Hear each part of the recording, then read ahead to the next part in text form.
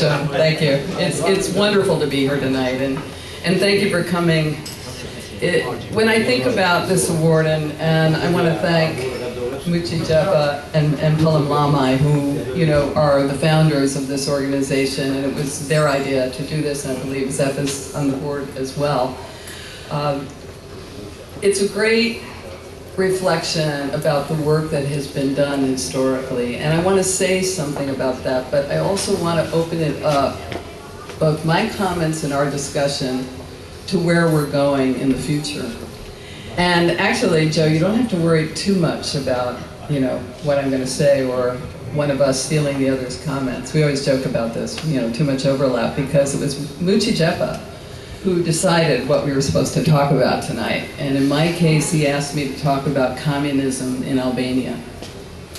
Interestingly, I've spent, the last several weeks speaking and writing, both with Congress and elsewhere, about the crisis in Kosovo, for very, very good reason. We all know that everything is now on the edge in the north, and we're facing a very, very potentially terrible time ahead if we don't prevent the partition of the north.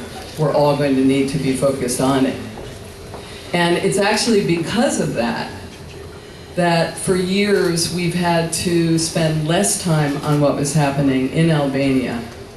And I want to go back now to where it all began, at least for me, when I became a member of the Albanian American Civic League. And I am going to have to use my notes on this, because there are some things that I want to basically cite from the past that I think are important. The very first time that I testified before the U.S. House of Representatives, and some of you were there, it was July 1996. It was before the Committee on International Relations. At that time, as you recall, our very good former Congressman Ben Gilman was chairman of the committee. At that time, the late and wonderful Tom Lantos was the ranking member. And I welcomed the opportunity to speak on behalf of Albania because it had endured the most brutally repressive communist regime in Europe, one only on a par, as we know, with Stalin's Soviet Union.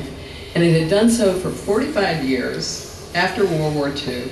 And because I had a quite substantial knowledge about the Nazi Holocaust, I wanted to be able to bear witness to the barbarous treatment that Albanians had suffered under Enver Hoxha, and also to applaud the transformation of a country that had virtually been a prison without walls for so many years, and had transformed itself in a short period of time into an emerging democracy, actually within about 4 years, and virtually with no bloodshed.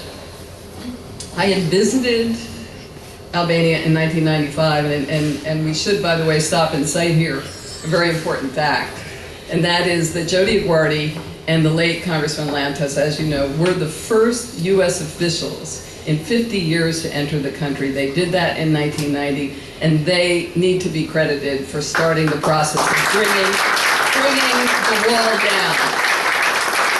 And I would say bringing the bunkers down. So in 1995, I had a wonderful opportunity to see the face of the new Albania. And so I wanted to be sure that the US government did not do what it was actually being asked to do at that point, which was to push Albania back into years of isolation because of the irregularities that had occurred in the second election of Salih Berisha in May of '96. And for those of you who are there or have seen the video, you will recall that it was Nicholas Gage of the Pan-Operatic movement and other members of the Greek lobby that had come into horrible, consensus with the Albanian communists, and they had pushed for this hearing. In my testimony, I sought very much to draw attention to the obligation that the United States and Europe had to support post-communist Albania, since for 45 years the West had done almost nothing. It had hardly raised any outcry against the Hoxha regime.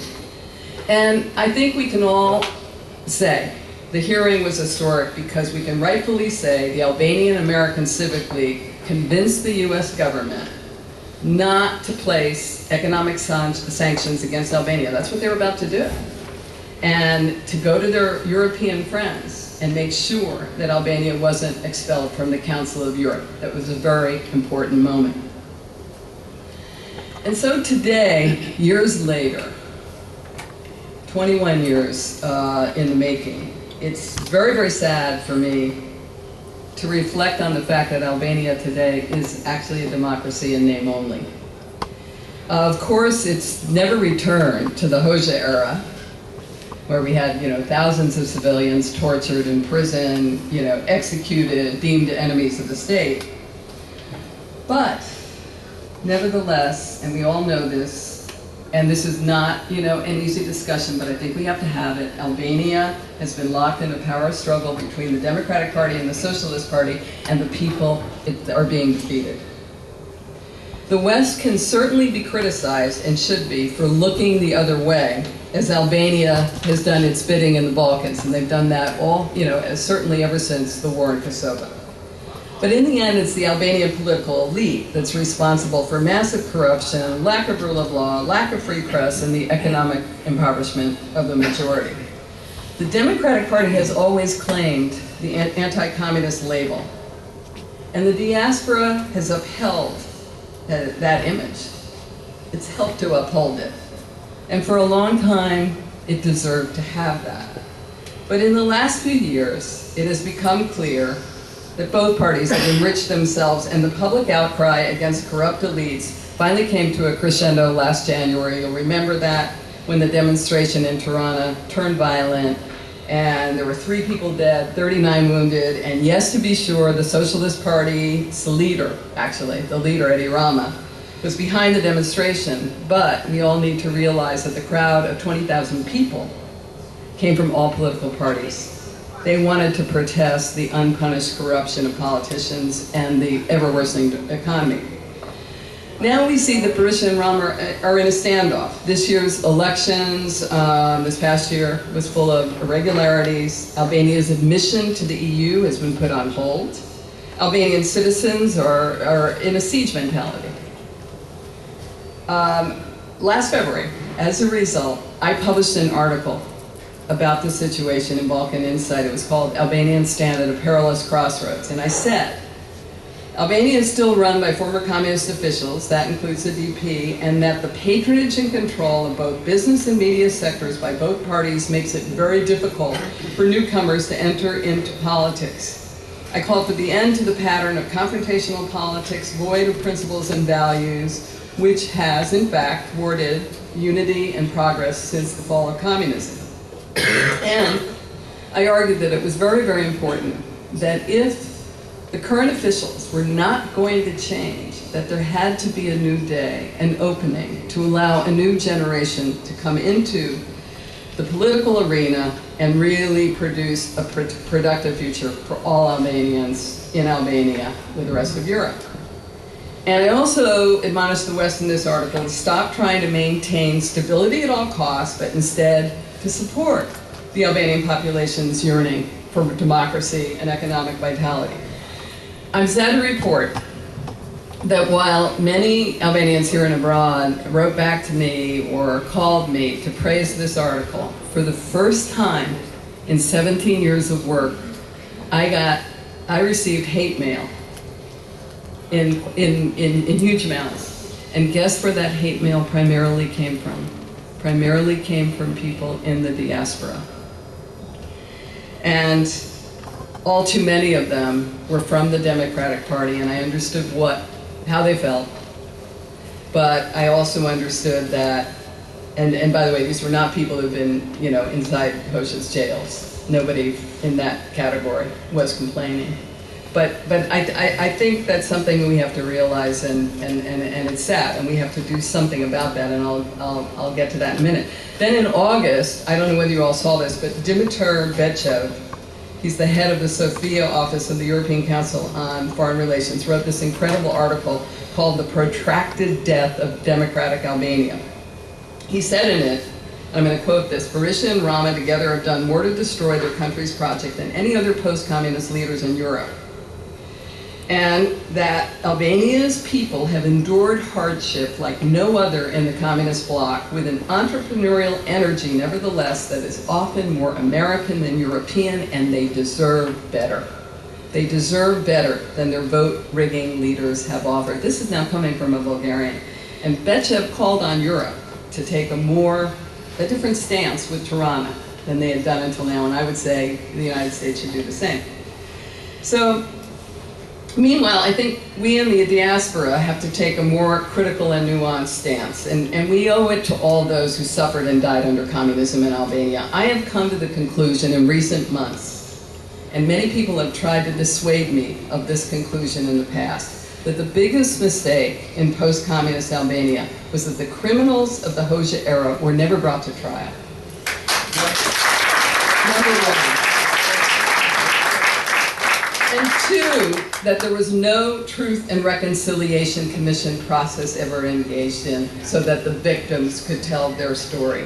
I think it's time for us to tell their story.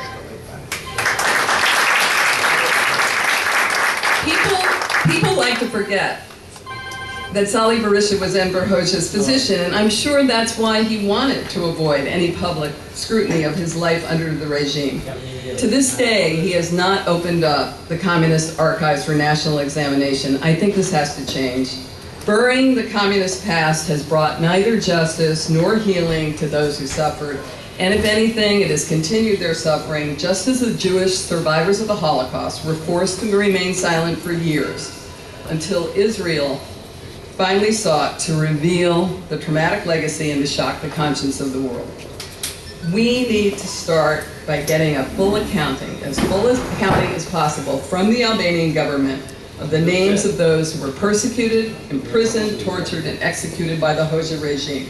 And this list should be released to the public in Albania, should be released internationally.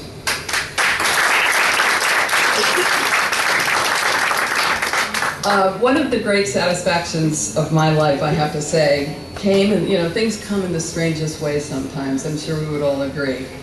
And it came this year when I was informed about a particular prison, a particularly horrible prison called Spach, first through Muchijepa, and then in reaching out to Ilir Konomi at the Albanian section of VOA to Pelham Lamaj. And I was introduced by phone and by email to Pelham, who survived torture and imprisonment in Spach for 11 years. He did hard labor in the mines. And he's been trying, I've discovered, in a variety of ways to bring this to the world's attention. We've been in conversation for the past 3 months, and I'm happy to report that this is the first time we've actually met face to face, and I'm very happy about that. And so, because he is here as a living witness, one of the survivors, I'd like to conclude by reading a poem that he wrote. He didn't send it to me, actually. But he wrote this during his first week in prison, and it's entitled Jail Cell by Pelham Lamaj. Inside the four walls, besieged by pitch darkness, my braving body crawls, can't tell when sun rises. Within the four walls, worn out of loneliness, surrounded by ghouls of prison cell darkness. Inside the four walls, lie down on ground frosty, waiting when night falls, to turn to God Almighty. Within the four walls, in silent night, sadden, I wait in vain the Lord, He is high up in heaven. Spach, 1979.